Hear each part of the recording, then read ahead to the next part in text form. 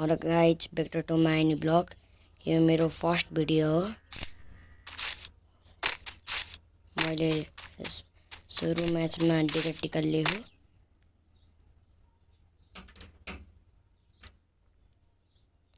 हेर्नु गाइज, अब म कस्तो खेल्छु। मेरो ब्लगको नाम गिरीश थापा हो। मलाई सब्स्क्राइब हानिदिनु होला।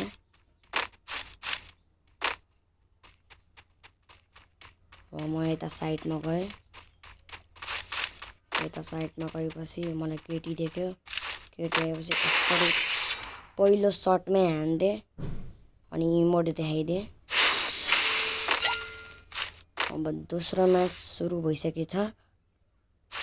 दोस्रो म्याच पनि हेर्नु होला, स्किप नहान्नु होला।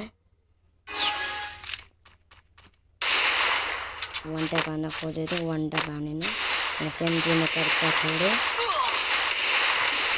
केटीलाई हानिरहेको थिएँ तर सेन्टिने क्यारेक्टर मैले लगाएको त्यसलाई छोडिदिएँ।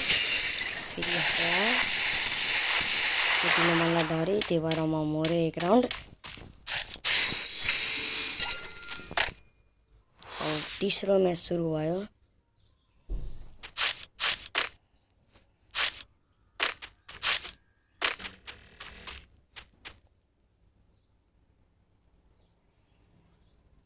चौथो म्याच हेर्नु गाइज।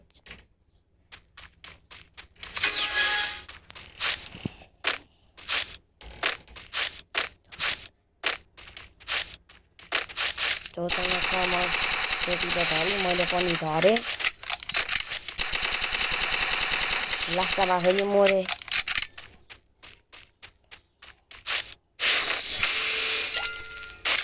यो चौथो म्याच।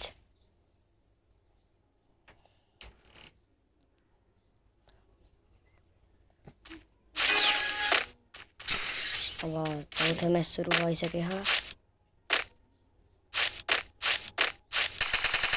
चौथो म्याचमा मैले ड्यामेज हान्दै फेरि हाने ड्यामेज अनि यो केटी मेरी गाइज। सेन्ट्रिनो क्यारेज पनि गरे।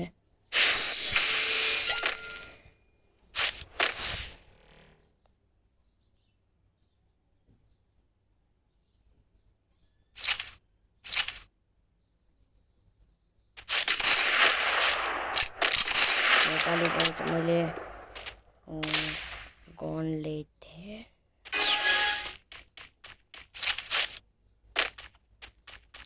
अनि म यता हेरेँ, यता केटी यस्तरी अनि मलाई केटी देखि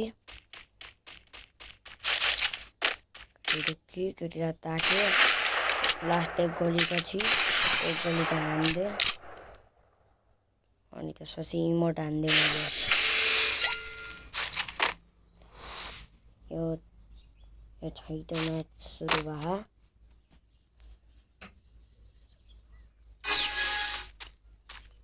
यतातिर मैले सेन्टिने क्यारेक्टर छोडिदिएँ अनि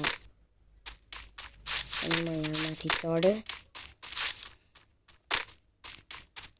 चढेपछि फेरि म फेरि यतातिर हेरेँ, त्यो केटी रहेन। यहाँ केटीले मलाई गोली हाने। सेन्टिने क्यारेक्टरले यहाँ आइसकेँ अनि म यहाँ चढेँ। चढेर यसलाई ताकेँ, एकचोटिमा लागेन। अर्कोचोटि वान ट्याप लाग्यो तर मलाई ड्यामेज लाग्यो। तर मैले इमोट देखाइदिएँ गाइज।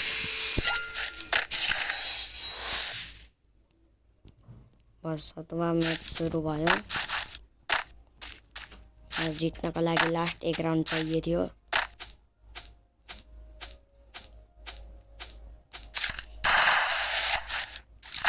योपालि MP40 आएको छ। त्यसपछि म यता पछाडितिर गएँ अलि अनि त्यसपछि यतातिर अनि म सेन्टिने क्यारेक्टर छोडेँ अनि यतातिर गएँ। केटी देख्यो, कस्तरी हान्यो।